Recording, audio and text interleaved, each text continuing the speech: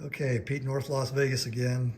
Starting to put the AR308 lower together, and I ran into my first issue. This front pivot pin from the capture point of the detent, where the detent slides in here and prevents the pin from popping all the way back out, and to the end of the pin was a little bit too long. So as you pull this pin back into the detent, the pin was sticking into the opening by about 10, 15 thousandths, and it wasn't much. It just barely was in there. So I'll try to show you where it was. It was sitting right about there, pulled out as far as I could get it. And you would think that the upper would still be able to slide in there, but it was hitting the edge of the pin, and it was, if I would have forced it a little bit, it probably would have went in. You could probably see a little bit of shiny metal right there. And I just said, no, I'm not going to do that.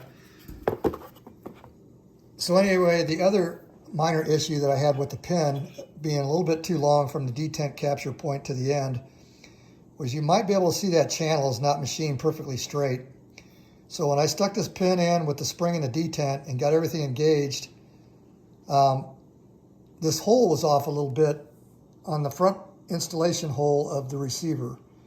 So when I tried to take this thing back apart using the same punch that I used to put it together, this punch is pretty close to the same size as this hole. So I couldn't get enough of the pin through the hole because it was off center a little bit. So I ended up having to use some paper clips to collapse the detent spring, and then I used the other paper clip to come down inside the channel and release the detent for the pin to get it back out. And it took me probably 5-10 minutes coming up with a game plan to get this back out. They go in pretty easy, but compared to an AR-15, they don't come out all that easy. So anyway, once I got it out, I took a Dremel and we shaved down the pin. I knocked about 10 thousandths off, dry fit everything worked. And then I took it about another 5 or 10 shorter just to make sure I wasn't going to have any issues. So I just stuck the pin in there without the spring and dry fit everything. And now I can get the front lug of the upper receiver in there with no interference on the pin. And then I double checked the back pin, make sure I wasn't going to have any issues with that. And this one fit perfect. And like I said, the length of this pin from the capture point to the end, it was only off like maybe 10, 15 thousandths. It was just barely off, but it was enough to keep the lower from going in with the upper receiver. So anyway, I'll put these pins in without the detents just to show you how nice of a fit the upper and lower is. Okay, so I'm going to try to do this one-handed, which isn't going to be easy. There is no slop between these upper and lowers. And you can see the fitment with these pins in. I mean, there's no air gaps. It is very tight fitting. Pins go in and out nice, but it's still a nice snug fit.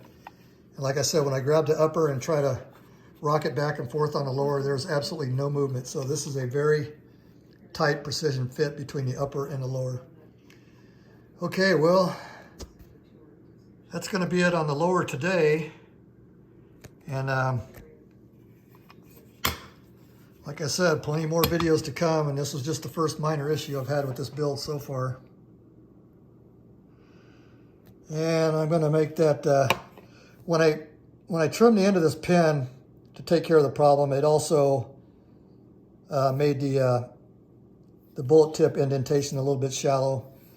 And we're going to use some blue and darken that up so it doesn't stick out like a sore thumb. I got it all polished up with some 1000 grit, so time I'm done bluing it, it's like never even happened. All right, Pete, North Las Vegas, over and out.